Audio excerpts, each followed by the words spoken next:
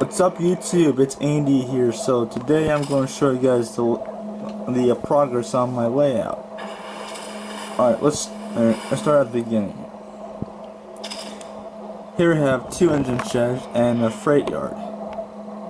3 of these tracks are for freight cars and these 2 are for carriages/coaches. For those of you who live outside the US, mind you. And got switches galore here on this part of the layout. Now, ignore this track. I think I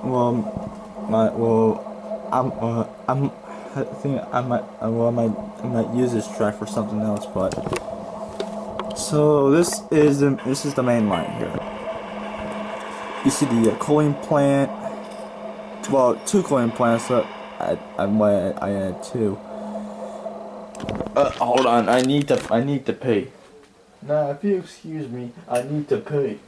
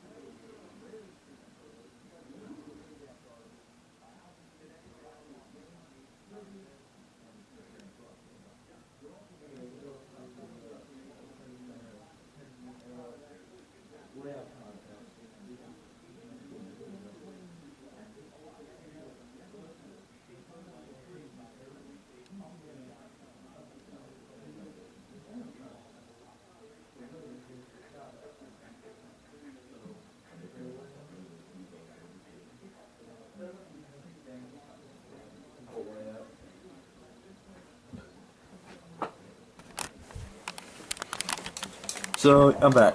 So now we'll follow the main line. Well, this could be like a siding or something. And this is like the attached track for the Atlas crossing or HLS.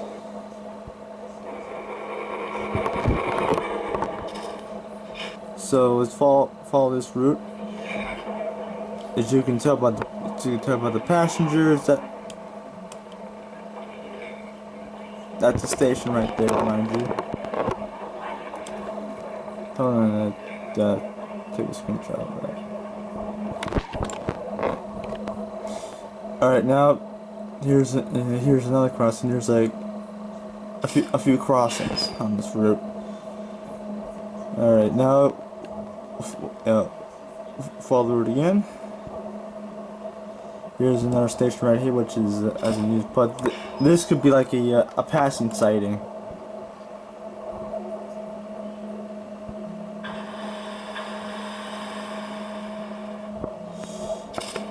And plus, I want to show the new addition to my layout. Hang on. Yeah, I'll follow the main line again.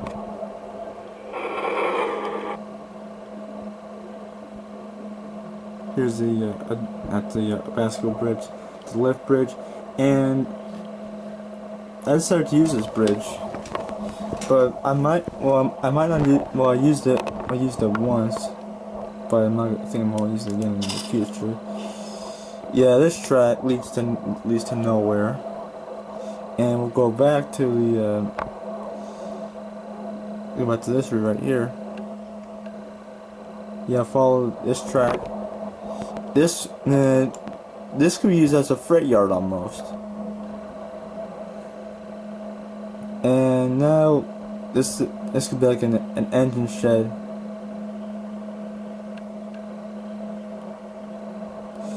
Yeah, this could be like a disused line,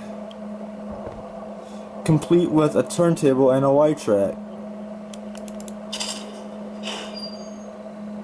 Yep.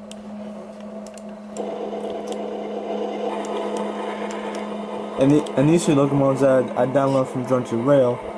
CORP means Central Oregon and Pacific. If it's a real railroad, I'll look it up. Central Oregon and Pacific Railroad. So it's a real railroad. Central Oregon, Central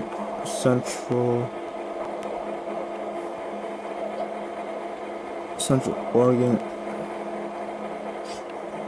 and Pacific. I'll turn it down so I won't hear the engine sounds.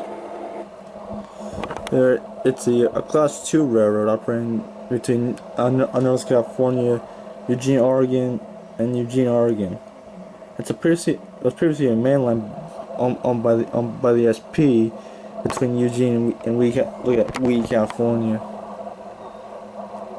Via Metro Oregon, SP sold the route on December 31st, 1994, and ferries this route to Eugene via Klamath Falls, Oregon, Cascade Summit. Well, it was like almost like a short line. I'll close the door because of background noise. Yeah.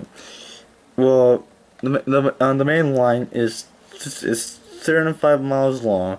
Traffic is estimated at 17,000 cars a year, consisting of mainly logs, lumber products, and plywood.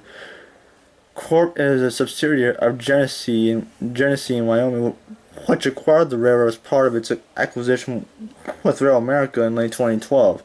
Until 2007, CORP also operated the 136-mile Coos Bay branch line, another line once owned by the SP.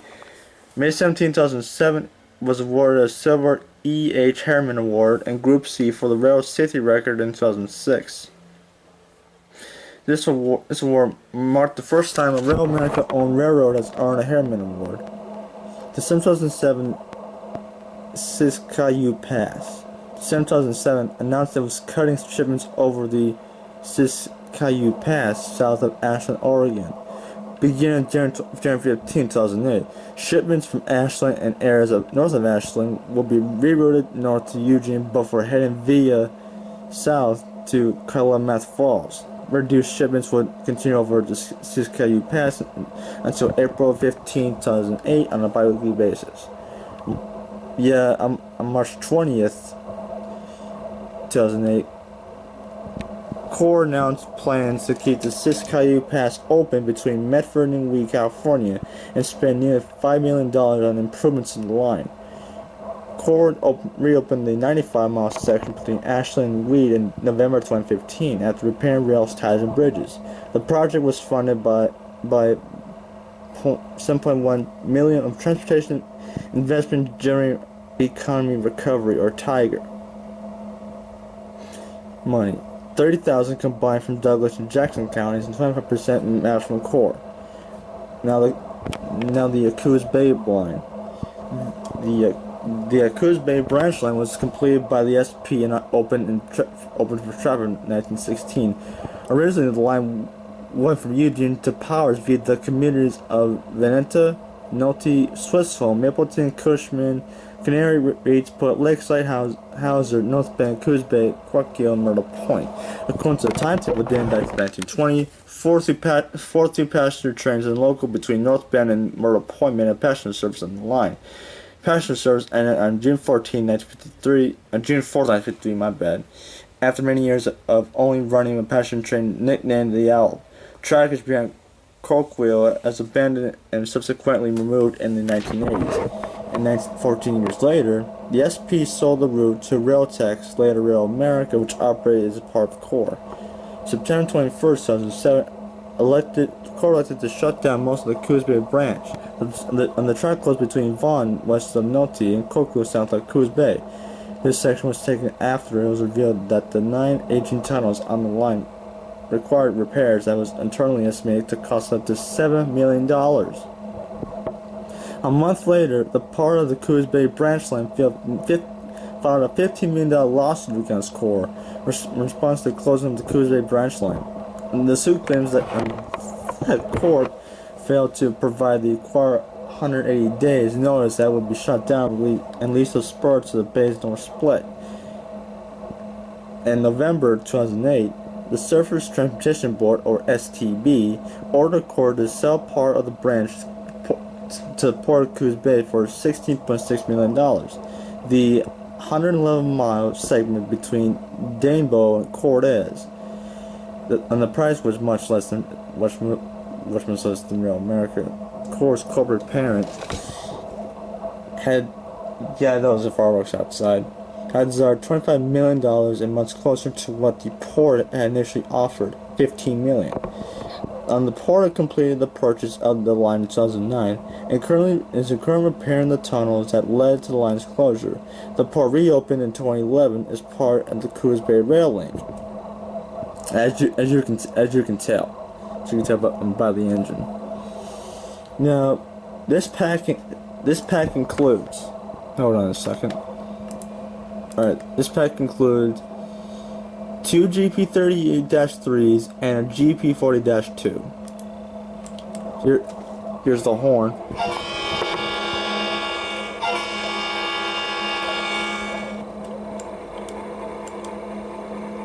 Let's take out for a run.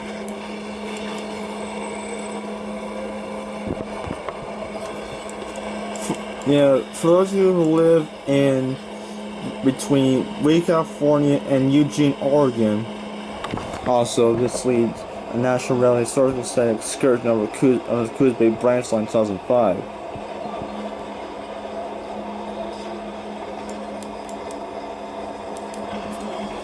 Here's the cab. It's like a default cab, but these locomotives are pretty great if I do say so myself. Besides, it's a short line, and here's the logo.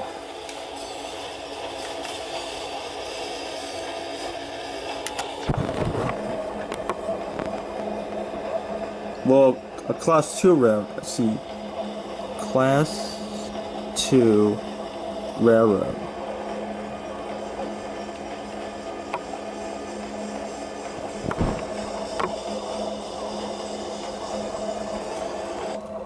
Now, since CORP is a Class 2 railroad, here's what it says. A Class 2 railroad in the U.S. hauls freight and is mid-sized in terms of operating revenue. As of 2011, a railroad with revenues greater than $37.4 million, but less than $433.2 million. Only a 65 belt. Hold on, I'll read it some more. And for at least 3 consecutive years. And at least, well, it's considered Class 2. Switching and turbine railroads are excluded from Class 2 rail status. Railroads considered by the AAR, or Association of American Railroads, as regional railroads, are typically Class 2. For example, Class 2 will be the Florida East Coast Railway. Alright. The last major change of the upward bound for a Class 2 railroad was in 1992. When the FECR was changed from a Class 1 to a Class 2. A previous change was back in 1991, which prevented 2 railroads, Montana Rail and Wisconsin Central, from becoming Class 1. It was made at the request of 2 railroads, as they didn't wish to take on extra costs and paperwork associated with their Class 1 status. Alright, let's see. Changes since have been improved adjustments for inflation. Also, Class 3 is like short line. A Class 4 railroad is like a CSX, and also Amtrak as well too.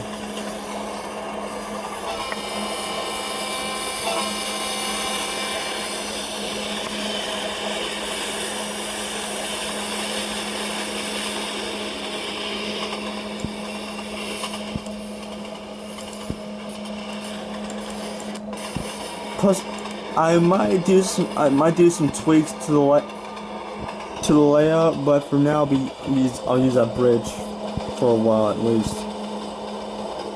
Hope you guys enjoyed this. Hope you guys enjoyed the video. Thanks for watching. Hit that sub button for more vlogs. Find comment down below. #GuyMyCreator. Thanks for watching. Stay safe. Thanks, my dudes.